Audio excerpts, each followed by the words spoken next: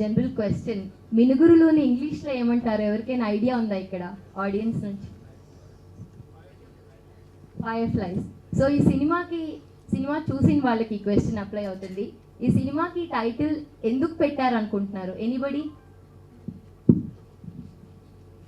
మినుగురులో speciality ఏంటంటే ఎక్కడున్నా ఎలాంటి పరిస్థితుల్లో అయినా ఎక్స్టర్నల్ లైట్ మీద డిపెండ్ అవ్వకుండా సెల్ఫ్గా లైట్ని ఇస్తాయి.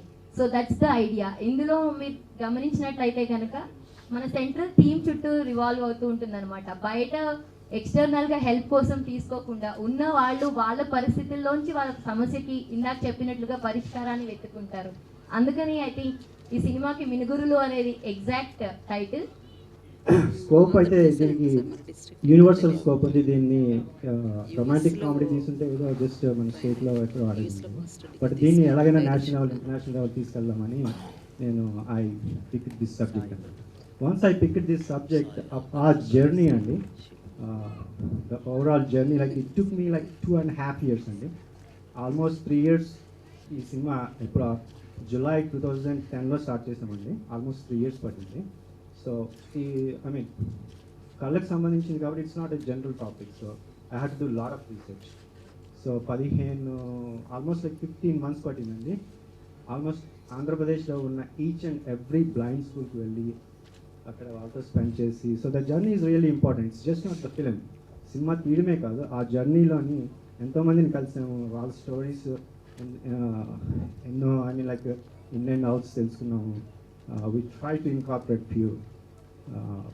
అట్లా ఆ journey is very important for me అండి. అండ్ వెన్ అప్పుడు స్క్రిప్ట్ తీసుకెళ్ళి ఆశీష్ విద్యార్థి గారికి, అలాగే సుహాసిని గారికి, రఘువీర్ గారికి నేను ఫస్ట్ టైం చెప్పినప్పుడు వాళ్ళు ఐ స్టిల్ రిమెంబర్ ఆశీష్ విద్యార్థి గారు అన్నారు 100 scriptsలో ఒక స్క్రిప్ట్ వస్తుంది మాకు ఇలాగా. I'm very glad. And immediately ముగ్గురు కూడా ఇమీడియట్గా ఒప్పుకున్నారండి. I really appreciate that. And అట్లా ఎన్నో. అండ్ యూజువల్గా మీరు any blind film especially here, అంటే నార్మల్ వాళ్ళు విజువల్లీ ఇంపైర్డ్ కింద యాక్ట్ చేస్తూ ఉంటారు. బట్ నేను అట్లా కాకుండా నిజమైన విజువల్లీ ఇంపైర్డ్ కిడ్స్ తీసుకొని 40 kids తీసుకొని, అండ్ దట్ సెలెక్షన్ మళ్ళీ అగైన్ లైక్ అన్ని స్కూల్స్కి వెళ్ళి వాళ్ళని పిక్ చేసుకొని 40 peopleని నిజంగా వాళ్ళ స్టోరీ కాబట్టి వాళ్ళ చేత చేద్దామని we tried it. And that took me again like 1 more year. So but still I'm really proud that 40 really visual ఇంపాక్ట్కి యాక్ట్ చేసి అండ్ ఇందులో పార్టిసిపేట్ చేసి ఈ ఫిలిం తీయగలిగానండి. It's I mean I'm the director and producer. So director is my thing actually, but produce is not my thing. But ఈ స్క్రిప్ట్ని produce చేయాలంటే నేను తప్ప ఎవరు, అంటే ఆ సినారియోలోని ఐ హ్యాడ్ టు అనమాట. ఒకసారి టేకప్ చేసిన తర్వాత it's like real, lot of people here they know like how that it is producer job అంటే it's not easy job. So it's ఆ జర్నీ అంటే ఎస్పెషల్లీ అది నాకు చాలా టఫ్ అయింది. I mean but somehow I pulled it out. ఇక్కడ వరకు తీసుకొచ్చాం. సో నా పెద్దలతో ఇలాగ అసోసియేట్ అయ్యి థియేటర్కి ఎలా తీసుకెళ్ళి and national level, international. Last month we screen in Dallas Texas అండి, అండ్ శాన్ ఫ్రాన్సిస్కోలో కూడా స్క్రీన్ చేసాము. We get very good reviews. అలాగే గోవాలోని ఇంటర్నేషనల్ ఫిల్మ్ ఫెస్టివల్లో స్క్రీన్ చేసాం. International buyers they showed interest and they really appreciated the content. So ఇటువంటి అంటే ఎక్కడా కూడా మీరు అందరూ సినిమా చూస్తున్నారు, ఎక్కడా కూడా we never based on sympathy అండి. ఎనీ బ్లైండ్ ఫిల్మ్ మీరు తీసుకుంటే ఎక్కడో దగ్గర సింపతి ప్లే అవుతుంది. We never took that. It's just how blind kids achieved by themselves. వాళ్ళంతటా వాళ్ళు ఈ ప్రాబ్లమ్, హాస్టల్ ప్రాబ్లమ్ని ఎలా సాల్వ్ చేశారు. That's exactly what we did, what we showed. ఎక్కడ కూడా సింపతి అనేది లేకుండా తీసుకొచ్చాం అన్నమాట సినిమాని. సో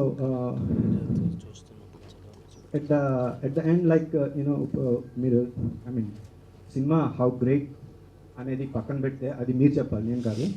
అండ్ చాలామంది మన లోహిత్ గారు అన్నట్టు ఇది మలయాళంలో తీయండి, తమిళ్లో తీయండి, లేకపోతే హిందీలో తీయండి. Ashish Vidyarthi suggested me. Actually my intention was to make in Telugu as well Hindi.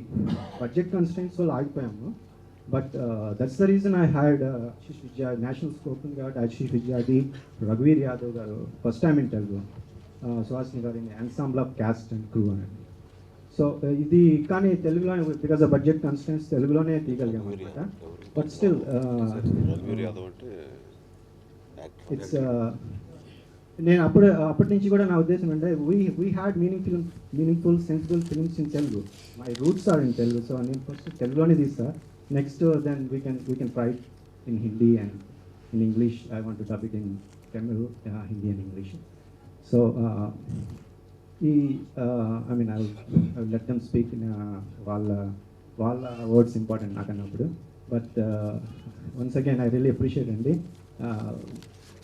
ఇక్కడ వచ్చిన అందరికీ కూడా, ఎస్పెషలీ మన పెద్దలందరికీ కూడా ఒకసారి ధన్యవాదాలు అండి. అండ్ ఐ రియలీ అప్రిషియేట్ మీరందరూ వచ్చి కూడా ఇంత టైం స్పెండ్ చేసి ఈ సినిమాని చూసినందుకు చాలా చాలా థ్యాంక్స్ అండి.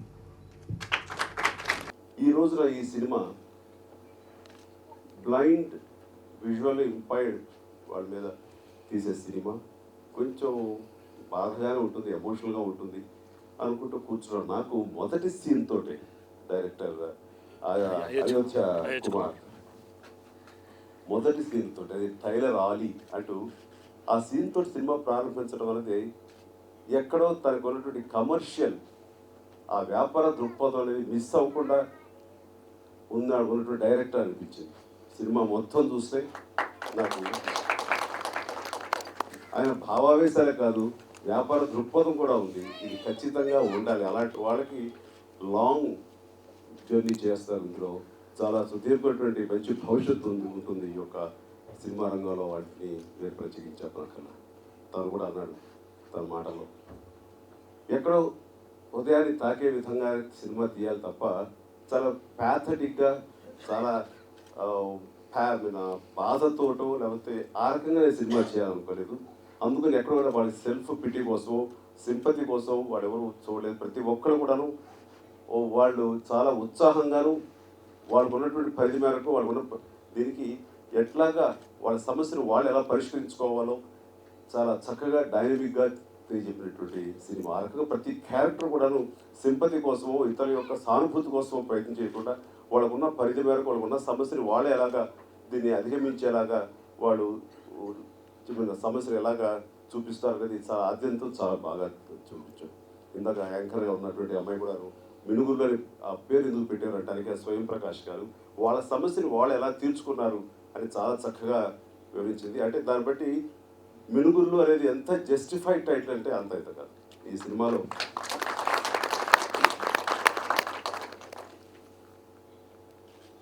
చాలా న్యాచురల్గా ప్రతి ఒక్క క్యారెక్టర్స్ కనిపించింది.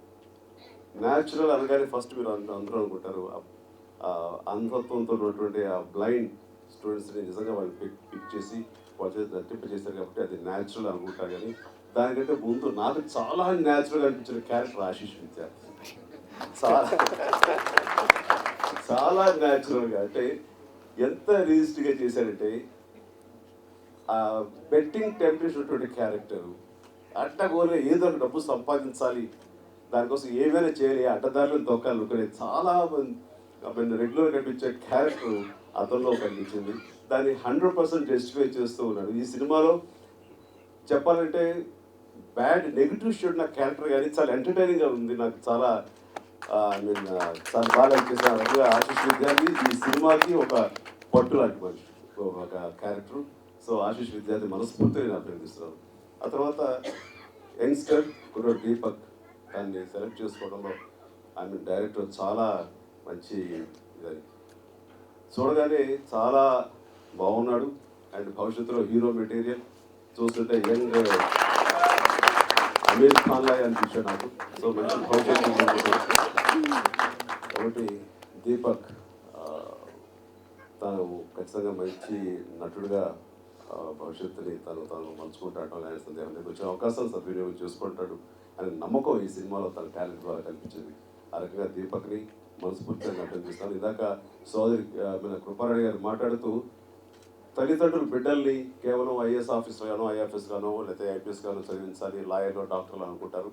అలాగా కాకపోతే అయ్యో జీవితం వ్యర్థం చేసుకుంటున్నారనే భావంతో ఉంటారు. నిజంగా అలా ఆలోచించాల్సిన అవసరం లేదు. వాళ్ళ ఇంట్రెస్ట్ ఏమిటో మనం తెలుసుకుని ఆ యొక్క దిశగా వాళ్ళు మనం పుష్ చేయగలిగితే ఖచ్చితంగా వాళ్ళు కూడా అద్భుతాలు సాధిస్తారు. ఆ రకంగా నరసింహరావు గారు, రమణ కుమార్ గారు, వారి బిడ్డని తన ఇంట్రెస్ట్ తెలుసుకుని ఆ రకంగా తనకి ఎంకరేజ్ చేయడం అనేది నిజంగా తల్లిదండ్రులు వాళ్ళని అప్రిషియేట్ చేస్తున్నాను. వారి పెదనాన్న పెద్దమ్మలు కూడా అప్రిషియేట్ చేస్తూ మంచి భవిష్యత్తు దీపక్ ఉంటుందని. అలాగే దీపక్ సహనటుడు సాయి కూడా చిన్న కుర్రాడైనా చాలా న్యాచురల్, చాలా బాగా చేశాడు. అంటే ఇంతమంది, అలాగే యాదవ్ గారు ఎక్కడున్నారైనా సో ఆయన కూడా అందరూ చాలా బాగా నటించారు న్యాచురల్గా. అండ్ ఇది ఇంతమంది ఇంత బాగా నటించారు అని చెప్పడం కంటే వీళ్ళ చేత అంత చక్కగా నటింపజేసే సత్తా ఉన్నటువంటి వ్యక్తి ఇక్కడ డైరెక్టర్ గురించి చెప్పాలి. ఇక్కడ డైరెక్టర్ ఎక్కడా కూడా నువ్వు తప్పు, 2వ సినిమా 3వ సినిమా అన్నారు, నేనైతే మొదటి సినిమా ఏమో అనుకున్నాను, కానీ 2 సినిమాలైనా 3 సినిమాలైనా అండ్ తను ఎంతో హోంవర్క్ చేస్తారు. కానీ ఈ సినిమా ఇంత చక్కగా మనకి ఆద్యంతం ఇంత ఇంట్రెస్టింగ్గా తెర మీద ఎక్కించడం చాలా కష్టం. అండ్ సినిమాని మంచి స్క్రీన్ ప్లే, ఎక్కడ బోర్ కొట్టకుండా ఏమిటి అని కానీ ఒక ఫీలింగ్ నాకు రాలేదు. ఫస్ట్ హాఫ్ చాలా న్యాచురల్గా జరిగింది. సెకండ్ హాఫ్ ఇంకా దీనికి ఎంతసేపు లాగుతారు, ఎంతసేపు చూపిస్తారు, ఏ రకంగా దీనికి సెకండ్ హాఫ్ ఇంట్రెస్ట్ సస్టైన్ చేస్తాడు అనుకున్న సమయంలో సెకండ్ హాఫ్ని చాలా ఇదిగా, అంటే ఎక్కడా కూడా అసలు ఏమిటిది అన్న ఫీలింగ్ లేకుండా చాలా ఇంట్రెస్టింగ్గా తీసుకెళ్తే ఏం జరుగుతుంది, నెక్స్ట్ ఏం జరుగుతున్నట్టు అలా మౌంటప్ చేస్తూ తీసుకెళ్ళాడు సినిమాని. ఆ రకంగా అంటే ఎంతో హోంవర్క్, ఎంతో కన్విక్షన్ ఉండాలి. అంటే తనే సినిమాని మనసులో ఎన్నోసార్లు ఆ ఫస్ట్ కాపీ ఎన్నోసార్లు చూసి అలా కాదనుకుని ఇలా అనుకుని ఎంతో హోంవర్క్ చేశాడు. అది చేయడంలో తను డైరెక్టర్గా తను ఎంతో పరిణితి ఉన్న డైరెక్టర్గా చూపించగలిగాడు. అండ్ ఈ సినిమా ఎవరైనా అనుకుంటే ఇది ఆర్ట్ ఫిలిం, కేవలం అవార్డుల వరకు లేకపోతే ఇలాంటి ఫిల్మోత్సవాల వరకే పరిమితం అని అనుకుంటారు. ఆ రకంగా పేరు ప్రఖ్యాతులు వస్తాయేమో, అవార్డు సంపాదిస్తారేమో అనుకుంటున్నారు. కానీ నిజంగా దీన్ని కరెక్ట్గా మార్కెట్ చేయగలిగితే, సరిగ్గా ప్రమోట్ చేయగలిగితే ఈ సినిమా కమర్షియల్ కూడా హిట్ అవుతుందని ఆ రకంగా కమర్షియల్ డైరెక్టర్ కూడా ఉపయోగించుకుంటారని మనస్ఫూర్తిగా నేను అయోధ్య కుమార్ని మనస్ఫూర్తిగా అభినందిస్తున్నాను. అండ్ ఈ సినిమా గురించి ఇంకా డీటెయిల్డ్గా చెప్పాల్సి వస్తే ప్రతి సీన్ కూడా నేను విడమర్చి దాన్ని విశదీకరించి ఆ రకంగా నేను దీని గురించి చెప్పగలను. అంత బాగా ఈ సినిమాని చేస్తే ప్రతి నటులు కూడా చాలా ఎక్కడ తప్పు పట్టని విధంగా ఉంది.